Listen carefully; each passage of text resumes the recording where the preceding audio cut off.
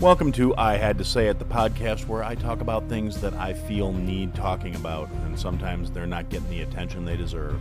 And your feelings, they're not under consideration. Hey everybody, welcome to another episode of I Had to Say It. First and foremost, I want to say howdy to all the new listeners. I've actually been picking up some new unique hits in the last few days, so welcome. Check out the back catalog. Hope you enjoy it. I think you can actually tell the progress I've been making. I think I'm getting better. So welcome. And to the regulars, thanks for coming back.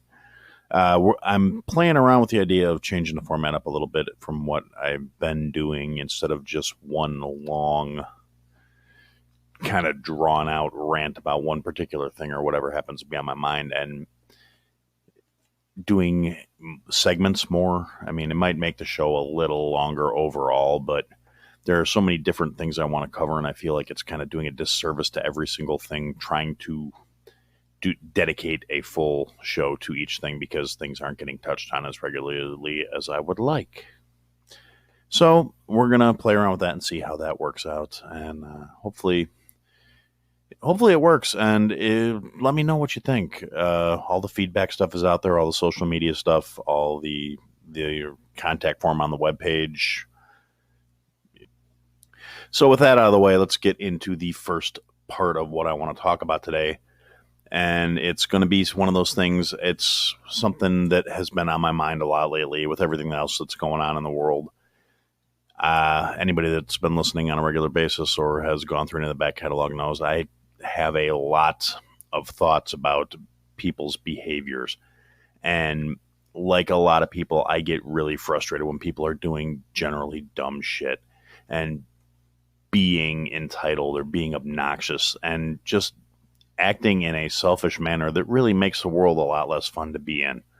If we were all just a little cooler, I think we'd all be a lot happier, and that's not going to change anytime soon. That's really how I feel about these things. So in that respect, what I want to talk about in this segment is going to be, I want to talk about gratitude. It's not something that is necessarily as common as it should be. Every single one of us likes it when people are grateful for things we do for them. It's a lot easier to do something for someone knowing they're going to appreciate it. It's really not that hard to express or show gratitude. And it's down to something as little as just saying thank you. I don't see why so many people nowadays have a problem with expressing the fact that they appreciate someone doing something that was out of their way for them. It shouldn't be that hard. It shouldn't be that friggin' complicated. And yet people act like you're pulling teeth when you try and just get them to express a little gratitude for what you did for them. Especially if it's something where you're going out of your way. Somebody you have no obligation to. Someone that is not a family member or your direct kin or one of your very dear friends. I mean, realistically, it's not hard to say thank you. It's not hard to show a little gratitude when somebody does something they don't owe you, they're not obligated to do for you. They just want to be nice. They want to help you out. So you show a little manners. Recently, as I've been doing stuff online, trying to get some more traffic through the podcast and spread my messages of joy and irritation to the world, I've been dealing with this whole community of other people that are making podcasts and recording their own stuff. And it is absolutely amazing the amount of gratitude these people have just for mentioning their name when somebody asks for a recommendation.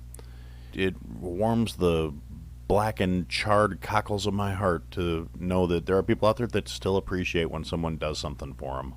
Personally, I like to keep telling myself that it makes me feel good about it because I'm recommending these people because I actually like their shows. I'm not one of those people that's just going to be like, hey, like for like, retweet for retweet. You show me mine, I'll show you yours. No, if I'm recommending somebody, it's because I think it's worth somebody's time and somebody's attention.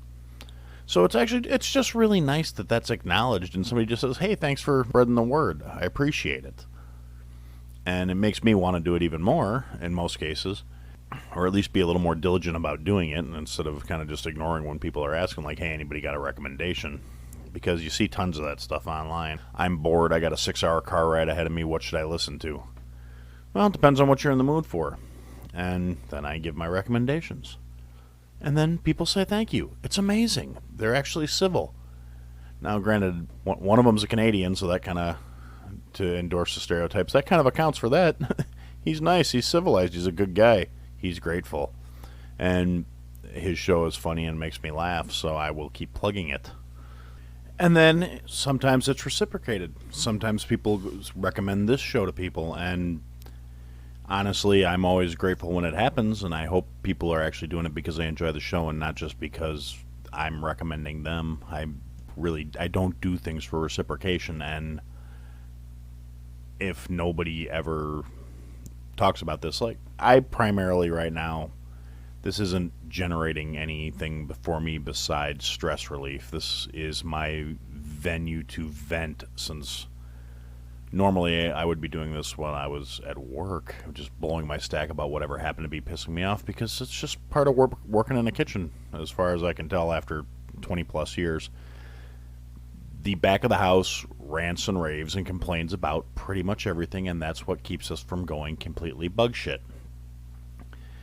And so, after that little segue, we're going to come back and back to what I'm talking about. A little common courtesy and showing some gratitude when people are doing things for you. It was actually kind of refreshing. Trick-or-treaters actually saying thank you.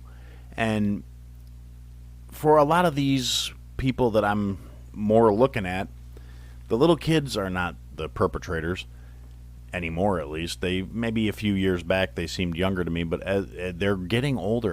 The little kids are redeveloping manners, and the in-between period is all these obnoxious little shitheads, and it's our fault. We raised them trying to be their friends instead of trying to be their parents. I'm using the royal we here. I really didn't take that approach with my kid, and I'm perfectly content with the way he turned out. He's got a great work ethic. He's a decent human being, and a lot of people seem to think he's pretty okay. I think he's got a good moral compass, and he's got a good head on his shoulders. I think we did all right.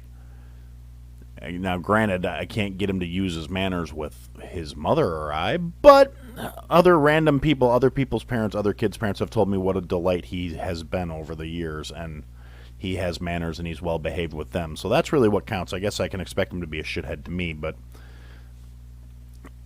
a lot of parents of my generation and a little prior to my age were more concerned, it seemed like, with being the cool parent, with being the friend to their kids. As a parent, your job is to raise a human being that is not a burden and is not a shithead. If you're worried about sparing their feelings and you're worried about being their buddy and being their pal, if you're bent out of shape that your kid doesn't like you, if your kid isn't mad at you once in a while, you're not doing your damn job. You're raising a shithead. You're raising someone who will not say thank you when the waitress brings them another drink, or brings them some extra napkins, or when they drop their floor. You're raising somebody that thinks they deserve everything handed to them. Entitled, spoiled little bastards that don't understand the concept of gratitude. But ironically enough, will get bent out of shape if people treat them the way they treat others, and will pitch a bitch and have just these spoiled, obnoxious tantrums that they are so disgustingly not entitled to. They will contribute nothing. They will benefit the world not. And honestly, that's on you as much as it's on them. Kids develop and are supposed to be guided by their parents. So if you're unhappy with the way kids are behaving and the way things are acting, look in the mirror. Look at yourself. Do you have a kid that you can point to and say, I'm proud of the way my kid turned out? Do you have a kid that you don't have to justify their behavior? Then you're okay. You're off the hook. You're doing all right. And if you're too young to have kids right now, I really hope you're keeping this in mind, at least in the back of your mind. When you have kids, don't worry about being their friend. They have friends to be their friends. You are their parent. You are supposed to be their example. That you are supposed to be their guidance. You are supposed to be their teachers.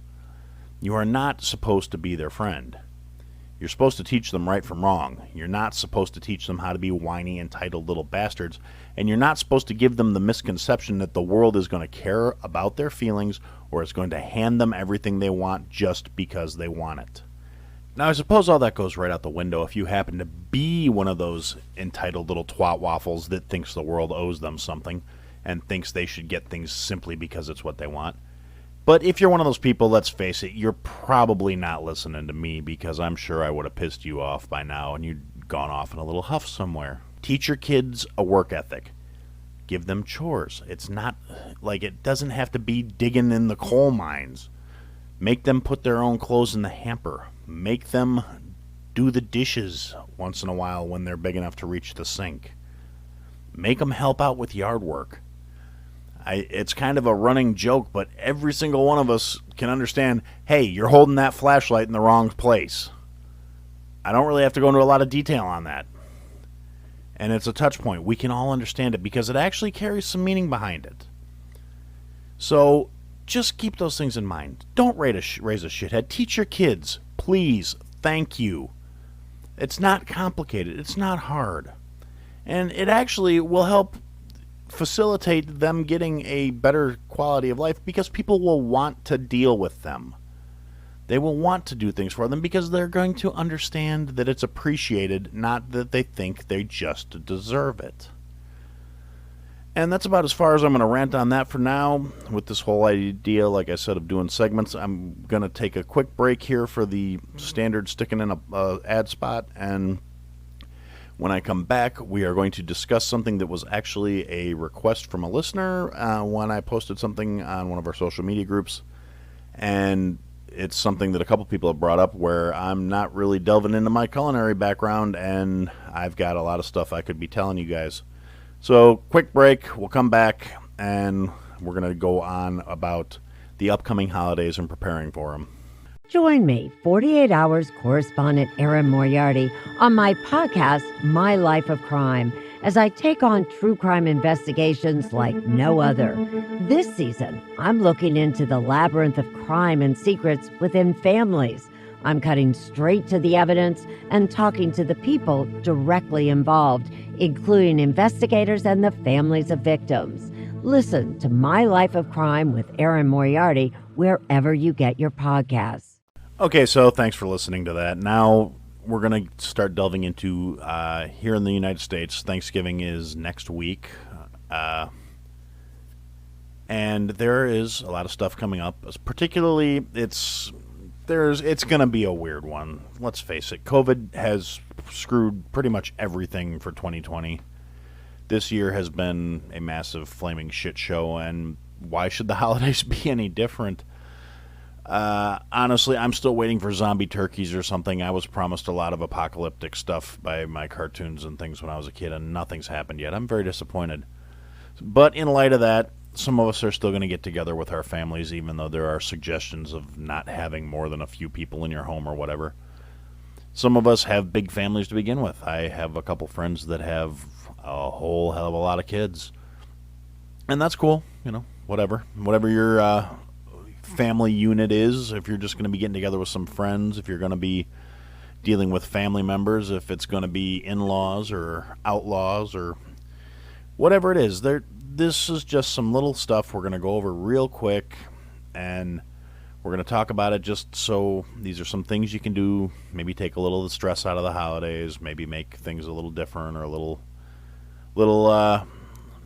alternative to what you're used to. Now, the first thing I want to talk about is the biggest thing as far as Thanksgiving goes, at least in a stereotypical sense. I know some families don't even do these things. But the first thing I want to talk about is the turkey. And a question I received about brining your turkey. And honestly, personally, I enjoy it. I think it's a good thing to do because it enhances the flavor and it makes things better.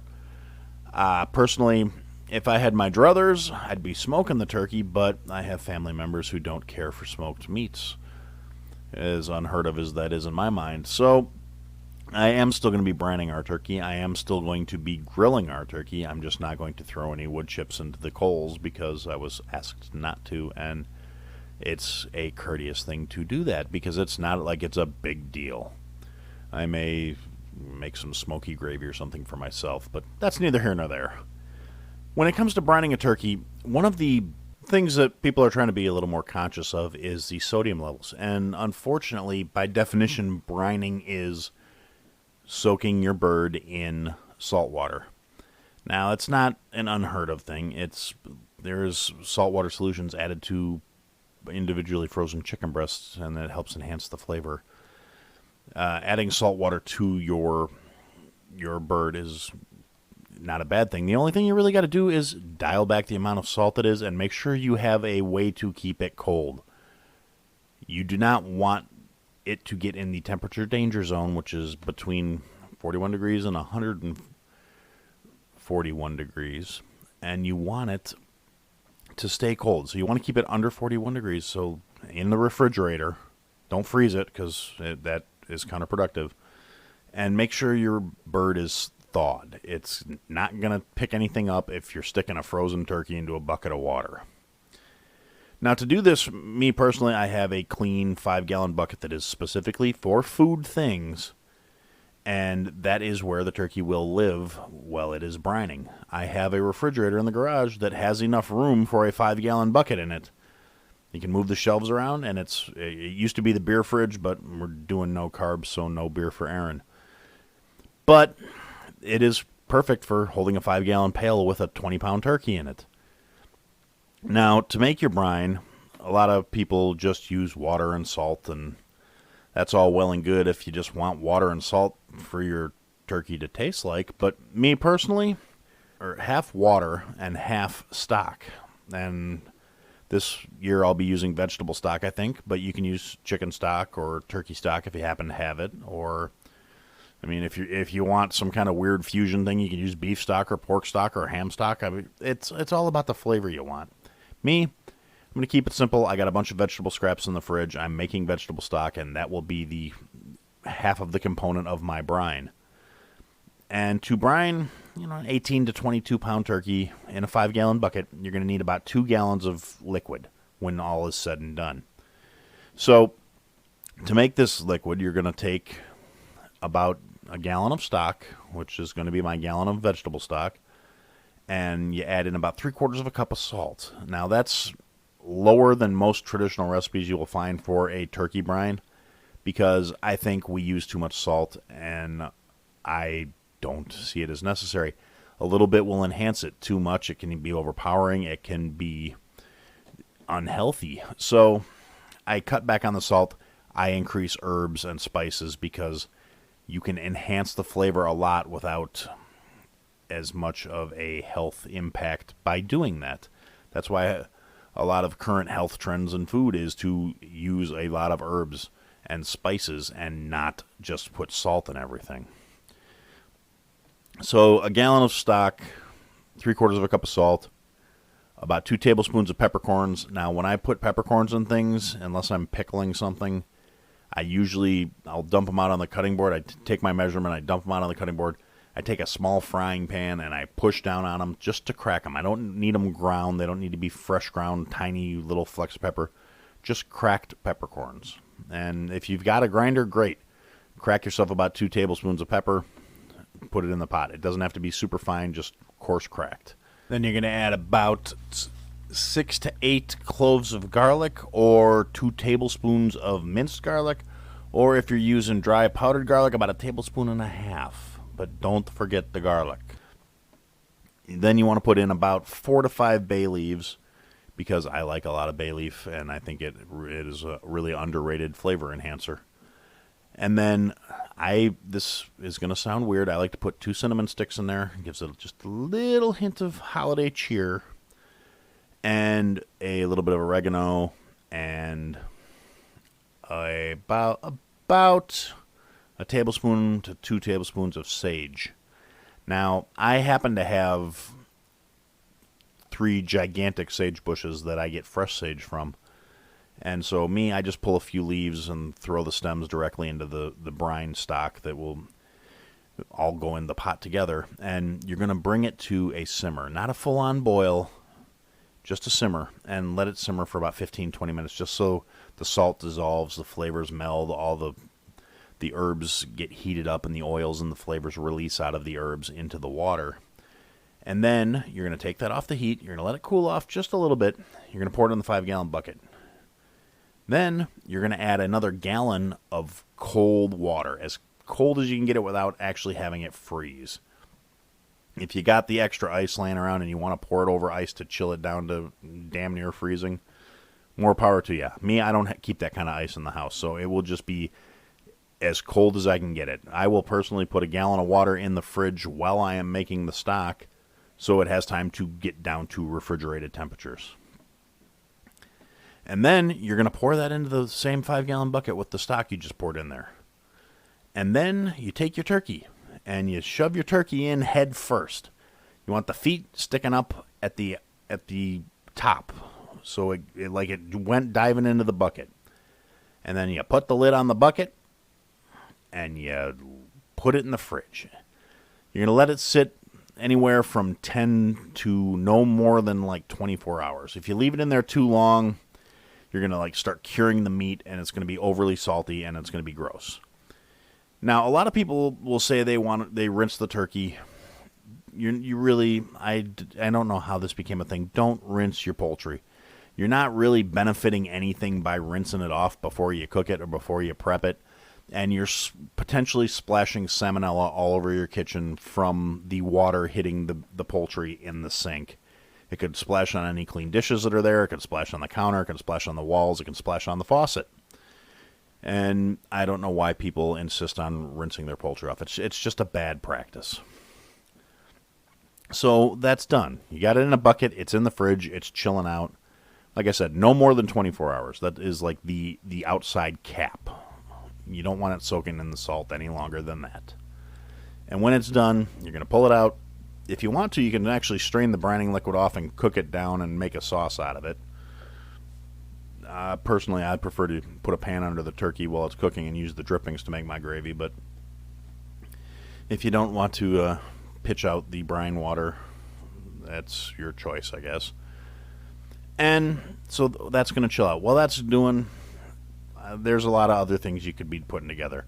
You can make cranberry sauce. Now, I was at the store the other day, and fresh cranberries are, for some reason, ridiculously cheap this year. At least when I went and looked, they were like $1.17 a pound.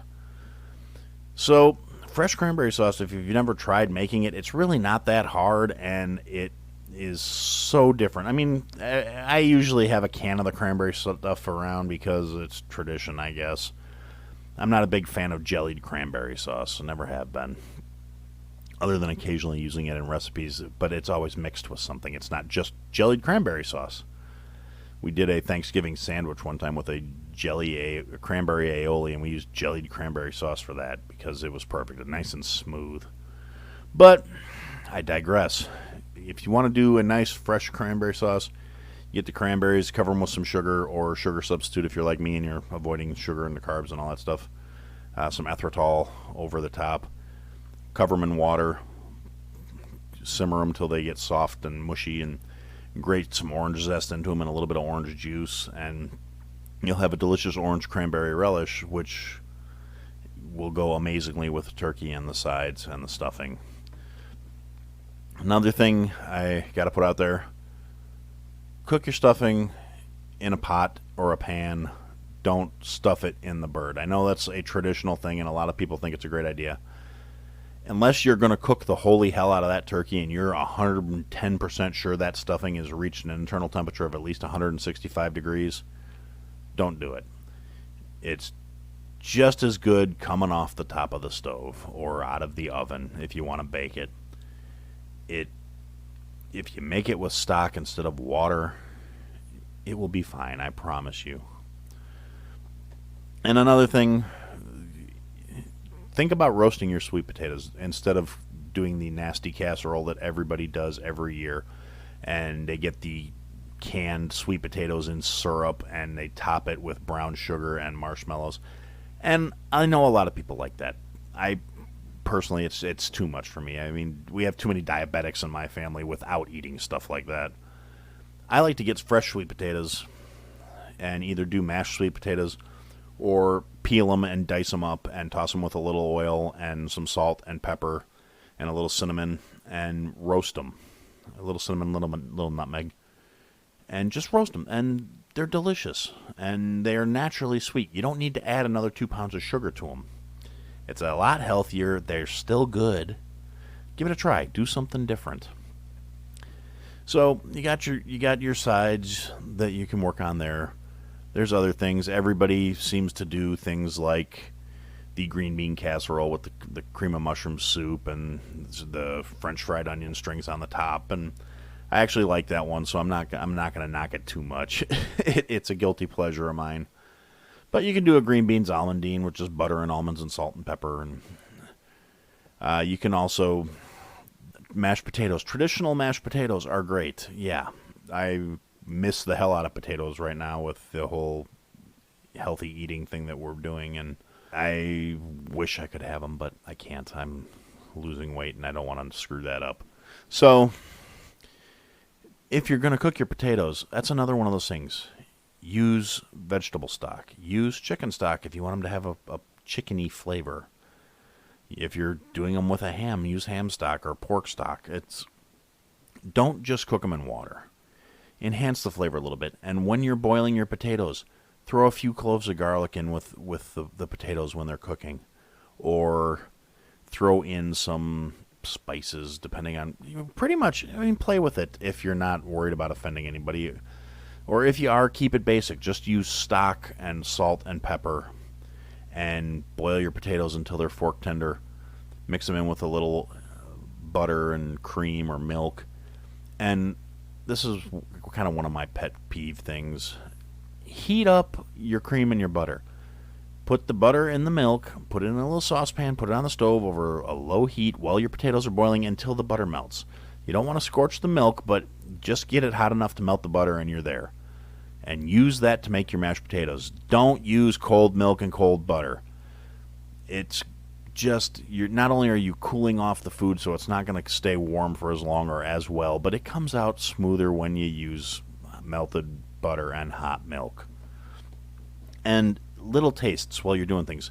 Adjust the seasoning while you're mashing them. And my grandma used to actually, if you want to add a little weird zip to there, you can put a couple tablespoons of mayonnaise in while you're mashing it too. Gives it a little creamier tang. And all the standards. Fold in some cheddar cheese, or I actually like to do it like brie or Gruyere or something a little different if I'm doing like a cheesy potato. Cheddar's kind of just passe. It's played out. I'm bougie. But yeah, so you can kick it up a little notch. Make your side dishes fun and exciting. Do something a little different. And there'll be another episode coming on Tuesday, and honestly, that is probably going to be focused primarily on food stuff and doing things for the holiday, and then whatever else the other half of the show is going to be about. And that being said, I think we're going to put a wrap on this one, and that's what I had to say. Thanks for listening to another episode of I Had to Say It. If you liked what you heard, leave a review, give us a follow, give me some feedback. And if you didn't like what you heard, leave a review, give me a follow, give me some feedback. I'll try and fix it. Check us out on all the social media platforms at I Had to Say It Podcast is the trigger for all that stuff, for the search term. And if you want, check out the website, www.ihadtosayitpodcast.com. There's links to people that have been involved with the program, things I've talked about. There are some links available for some merch that we're working on, and there are ways to contact us there as well. And thanks for listening, and I look forward to talking to you again soon.